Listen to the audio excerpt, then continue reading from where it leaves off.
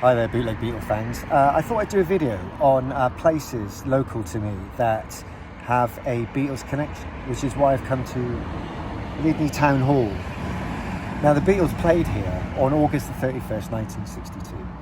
Now, in itself, that's not very interesting because the Beatles probably would have played lots of places like this in their time. But there are two things that are interesting, I think.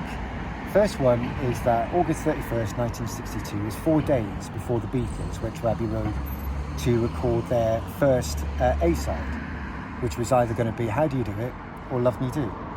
And the second thing that's interesting about it is that in that period of time, the Beatles weren't really what you would call a touring band. They were very popular in the Northwest, in Liverpool in the Northwest and that surrounding area, within about an hour radius of where they were. And they were popular in Hamburg, but in terms of actually going up and down the country, they didn't really do it very much. There's one gig that's been documented quite well in Aldershot, which was a bit of a disaster back in, it was in December 1961. But other than that, there weren't very many. So it seems strange to me that the Beatles would have come all the way down here to do a gig on Friday the 31st of August, 4 days before a very important recording session at Abbey Road. In a modern car on a modern road, Liverpool is about, 3.5, 4 hours away from this point here. Back in those days, in 1962, without the motorway networks, it probably would have been about 7 or 8 hours to get here. Now, after they played here on the Friday the 31st of August, they played about an hour away at a place called Stroud, the Stroud Subscription Rooms, which is a gig that Paul McCartney remembers quite well. Plenty of terrible travellings to gigs.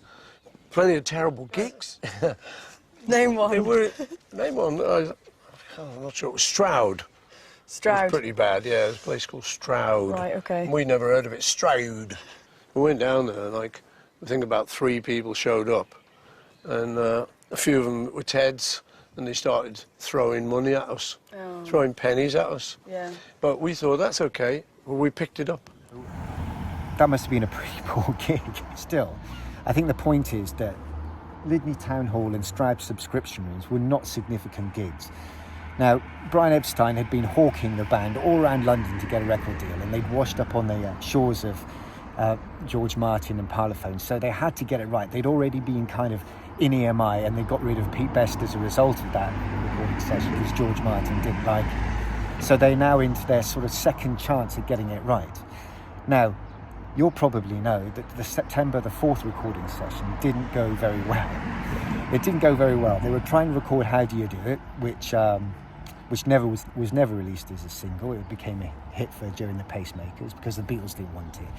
And the Love Me Do recording wasn't very good either. Well, it was accidentally released as a single, then withdrawn, and then another version of Love Me Do that was recorded a week later on September the 11th with Andy White on the drums. That was the one that most people have heard. So September the 4th wasn't really a very good recording session. And I'm kind of thinking it's intriguing, really. It intrigues me that maybe they weren't very good in the studio, not just because Ringo had only just joined the band and he wasn't quite locked in with the rest of the band, not just because they were quite inexperienced, which of course they were in the studio, not just because Paul McCartney got thrown by the fact that he had to sing the melody line in Love Me Do because John was playing on a harmonica, but possibly because a few days before, they had driven all the way down to the other side of the country, done a couple of gigs and then drove all the way back.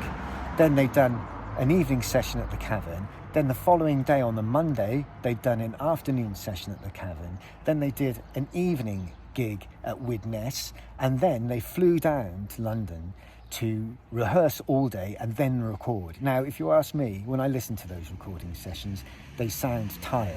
Now, I appreciate that they were young, and I appreciate that at that time they were doing 1 or maybe even 2 or sometimes 3 gigs a day. But I think most professional musicians will tell you that it's not really the playing that knackers you out, it's actually the travelling. And the week before the Beatles went into Abbey Road Studios to record Love Me Do, they were really, really busy. And it's no surprise that they might have been very, very tired.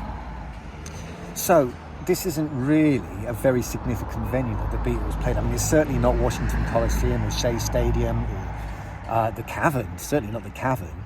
But unlike those venues, this one hasn't changed one little bit since 1962. And a lot of venues that the Beatles played with are very underwhelmed that they played host to the greatest rock and roll band of all time. And they haven't changed at all. I wish it wasn't lockdown because we could go inside and have a look. And I could show you what it looks like. But it is like walking into 1962 once again. You can imagine George Harrison there with his black eye that he got from fighting for Ringo when Pete Best was sacked. And them thinking, you know, they're just about to go into Abbey Road recording studios to record their first A-side. But that's where they were, really. In 1993, one of Ringo Starr's jackets was auctioned at Bonhams in London. And inside one of the pockets was a receipt for egg and chips, bread and butter and tea from the Silver Fox Cafe. It's closed now and derelict, but this is the place that they were when they had their dinner before they played at Lydney. So it's scheduled to be bulldozed, and it's a shame Beatles things being removed as time goes on.